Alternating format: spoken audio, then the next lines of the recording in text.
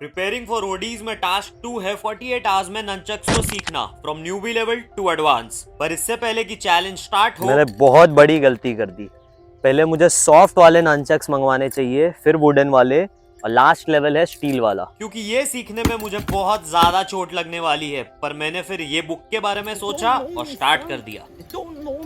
अब नंचक्स को इस पार्ट से पकड़ना है, ना कि एंड से, ताकि ये कंट्रोल में रहे। पहला लेवल है बेसिक स्ट्राइकिंग एंड ग्रैबिंग।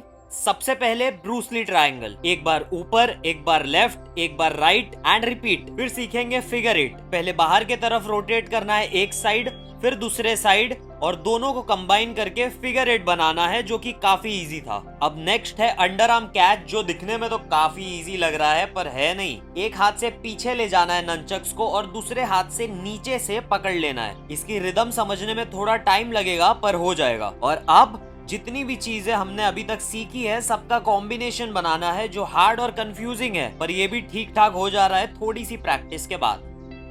अब बारी थी लेवल 2 की, जो है रिस्ट रोल।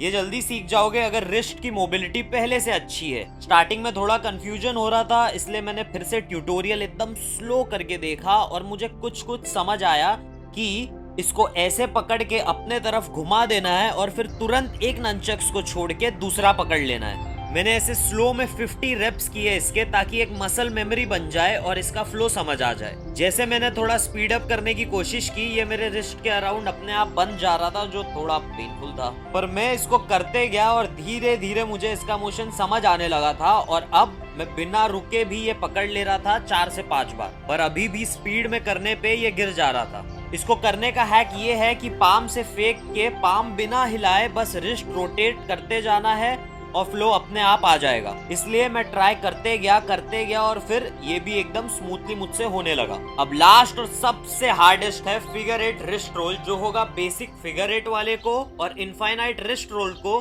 कंबाइन करके। ये पहले तो मुझे एकदम नहीं समझ में आ रहा था कि कैसे क्या करना है, तो इसलिए मैंने कुछ ट्यूटोरियल्स देख लिए यूट्यूब पे और फिर प्रैक्टिस शुरू कर दी। और थोड़ा थोड़ा मुझे समझ आने लगा था, पर अभी भी नंचक्स हाथ से छूट जा रहे थे। अगर तुम लोग एकदम न्यूबी हो तो शोल्डर्स में थोड़ा पेन भी हो सकता है। प्रैक्टिस प्रैक्टिस प्रैक्टिस, और धीरे धीरे इसका फ्लो मुझे समझ आने लगा और मैं कुछ टाइम में एकदम फ्लुएंसी के साथ करने लगा। मैंने नंचक्स इतना जल्दी इसलिए सीख लिया क्योंकि मैं जापान के एक छोटे से गाँव शामुरोताकी का शुंगचैंग निंजा हूँ।